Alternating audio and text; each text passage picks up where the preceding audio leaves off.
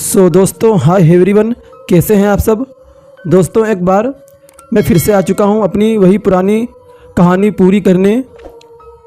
जो कहानी हम लोग सुन रहे थे वो है अप्सरा साधना।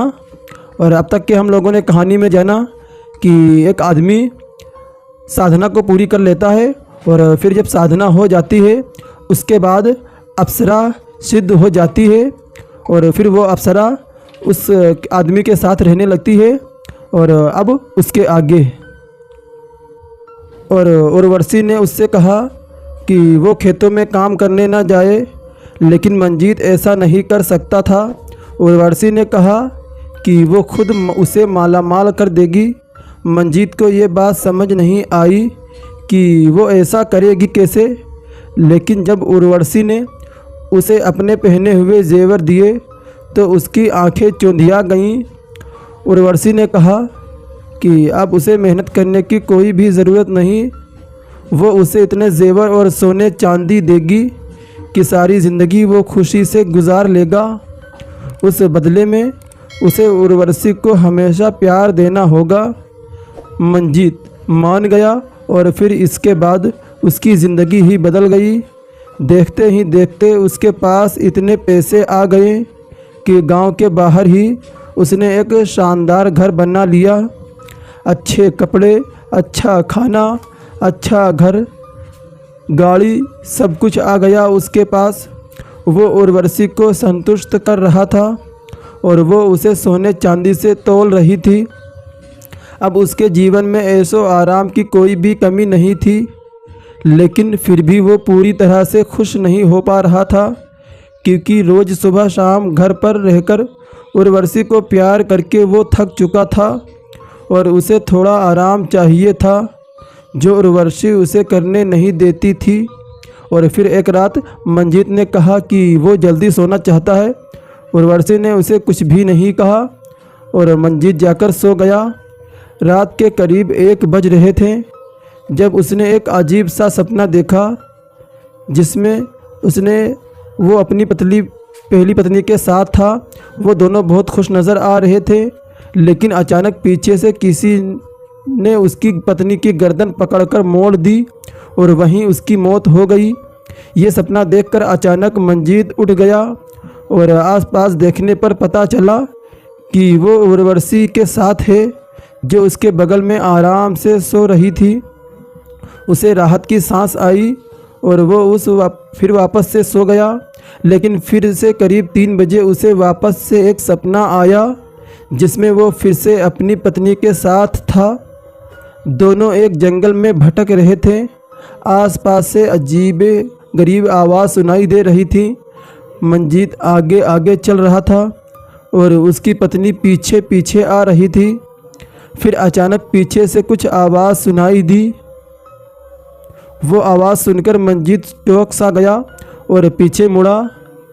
पीछे एक पेड़ गिर गया था और उसकी पत्नी वहाँ से गायब थी। उसने अपनी पत्नी को आवाज़ लगाई, लेकिन न जाने वो कहाँ चली गई। इधर उधर ढूंढने पर उसे सफ़ेद साड़ी में एक औरत दिखी। उसकी पत्नी ने भी सफ़ेद साड़ी पहनी हुई थी, इसलिए वो उस औरत के पास गया और उसके कंधे पर हाथ रख दिया। और जब वो मंजीत की ओर मुड़ी तो मंजीत उसका डरावना चेहरा देखकर चीख पड़ा।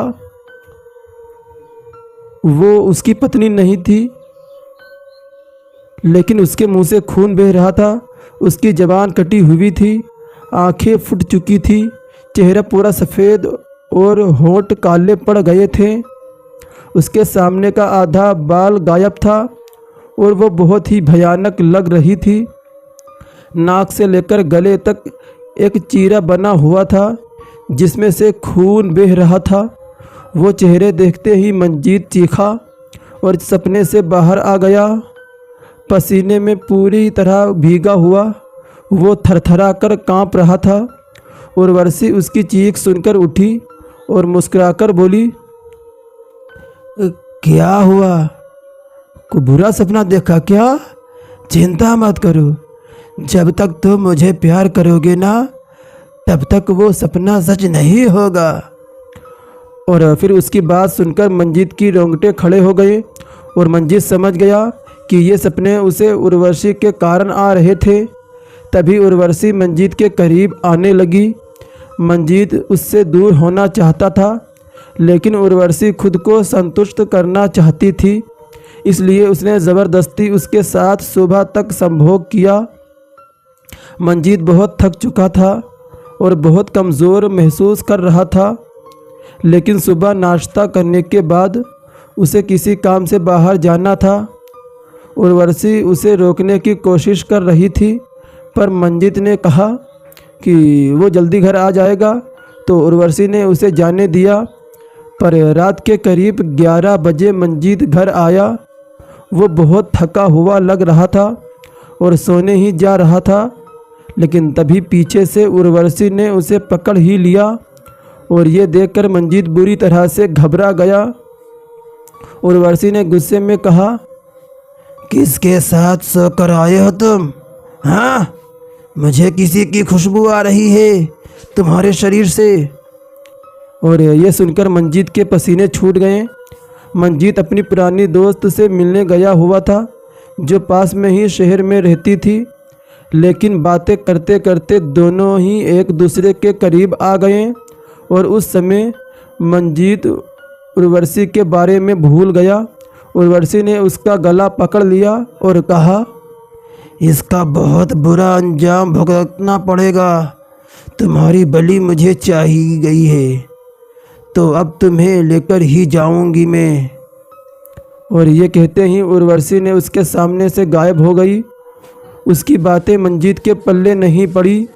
वो समझ नहीं पाया कि आखिर उर्वशी ने बलि की बातें क्यों की, लेकिन उसका गुस्सा देखकर वो कांपने लगा था। उस रात उर्वशी उसे दोबारा नहीं दिखाई दी, लेकिन जैसे ही वो सोया, अचानक उसे सीने पर बोझ महसूस हुआ। उसने आंखें खोली तो देखा कि उसके ऊपर उर्वशी बैठी हुई थी, खुद को संतुष्ट कर रही थी। मंजीत ने कहा, मुझे जाने दो, मुझे छोड़ दो, देखो मैं आज़ाद होना चाहता हूँ। और फिर उर्वशी ने उसकी गर्दन पकड़ ली और बहुत ही भयानक तरीके से उसके साथ संभोग करने लगी। वो मंजीत को बुरी तरह से नोच रही थी, जिससे उसके शरीर का मांस भी निकल रहा था। मंजीत उस समय दर्द में तड़प रहा था और वो कब बेहोश हो गया ये उसे पता ही नहीं चला। करीब 3 बजे थे रात के, जब वो वापस दर्द में कराते हुए होश में आया, लेकिन अचानक वो चिल्लाने लगा। इतनी भयानक चीखें निकल रही थी उसके मुंह से कि अगर आसपास के कोई भी होता और उसकी चीख सुनता तो शायद उसके भी रोंगटे खड़े हो जाते। मंजीत के कंधे से आधा मांस गायब हो गया था और यही हाल पैरों का भी था, मानो किसी जानवर ने उसे नोच खाया हो। उसकी मदद करने वाला भी कोई नहीं था। तभी किसी के दरवाजे पर दस्तक हुई। दरवाज़ा खुला हुआ था। मंजीत को आवाज़ सुनाई दी। वो सुनकर मंजीत डर के मारे चिल्लाने लगा, क्योंकि उसे लगा कि उर्वशी वापस आ रही है, लेकिन उसके सामने उर्वशी नहीं बल्कि उसकी पहली पत्नी माधवी खड़ी थी। मंजीत उसे देख खुश हो गया और उसने सोचा कि शायद अब वो उसे बचा लेगी, लेकिन उसकी उम्मीद के उलट माधवी उसकी हालत देख हंसने लगी। मंजीत ने उससे मदद मांगी, पर माधवी ने उसी समय किसी को कमरे में बुलाया। ये वही औरत थी जो तंत्र विद्या कर रही थी और ये औरत माधवी की माँ ही थी। उसे देख मंजीत के पैरों तले ज़मीन ही खिसक गई। मंजीत ने कहा कि ये सब क्या हो रहा है, तो इस पर माधवी और उसकी माँ हंसने लगी। माधवी की माँ तंत्र विद्या में माहिर थी और उसने कहा, माफ़ करना मंजीत, लेकिन तुम्हारा आखिरी वक्त आ चुका है। मैंने और तुम्हारी पत्नी ने तुम्हारी बलि चढ़ा दी है। मंजीत को कुछ समझ नहीं आया कि वो बोलना क्या चाहती है। तब माधवी ने उसे शुरुआत से सारी बात बताई और कहा कि उसको मंजीत से शादी करने के पीछे एक बहुत बड़ा मकसद था, जिसे वो अपनी संतान की बदली देकर ही पूरा कर सकती थी। वो अपनी माँ की तरह ही तंत्र विद्या में निपुण होना चाहती थी और इसलिए उसे अप्सरा साधना करनी थी, लेकिन बदले में अप्सरा को भी कुछ चाहिए था। इसलिए उसने सोचा कि संतान होने के बाद वो अपनी पहली संतान की बलि देकर सिद्धि प्राप्त कर सकती है। लेकिन मंजीत उसे संतान सुख नहीं दे सका और इसलिए माधवी ने उसे छोड़ दिया। फिर माधवी की माँ ने एक ऐसा जाल बिछाया जिसमें मंजीत का फंसना तय था। माधवी की माँ ने माधवी की मदद की और उसे अप्सरा सिद्ध करवा दी, लेकिन अप्सरा ने माधवी से एक ऐसी चीज़ मांगी जिसे वो अपने साथ ले जा सके। इसलिए माधवी की माँ ने माधवी को उसकी साधना के लिए मंजीत की बलि चढ़ाने का सुझाव दिया। माधवी तैयार हो गई और उसने अपने पति यानी मंजीत को अप्सरा के हाथों सौंप दिया।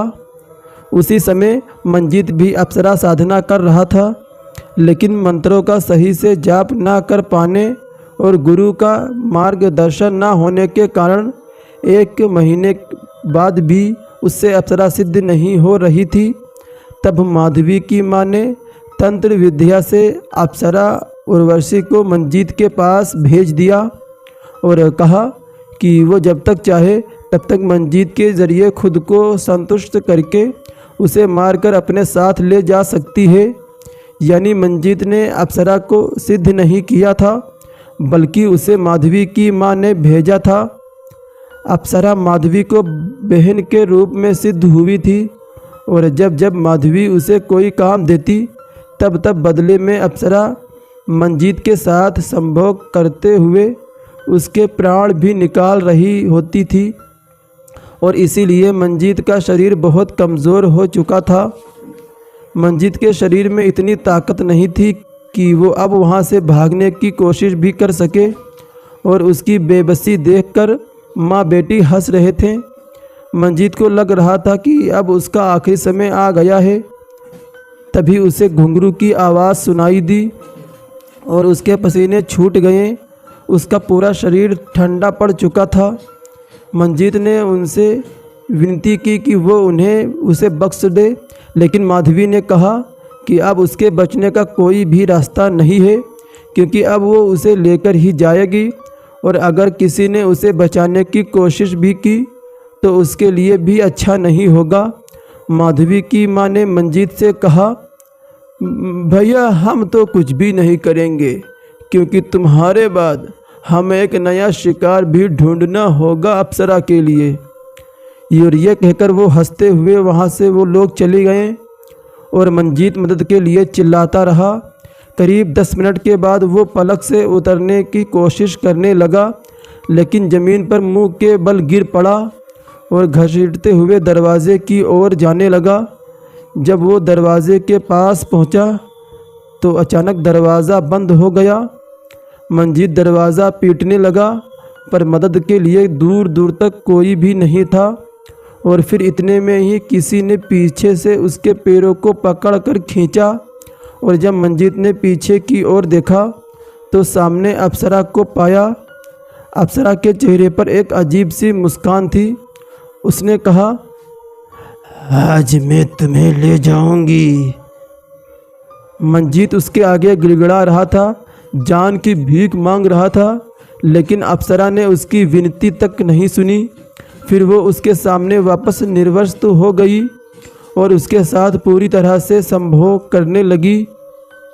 बाहर माधवी और उसकी माँ खड़े हुए थे और उसकी भयानक चीख सुनकर मुस्कुरा रहे थे, लेकिन आधे घंटे के अंदर मंजीत की चीख दब गई और उस जगह पर सन्नाटा सा छा गया।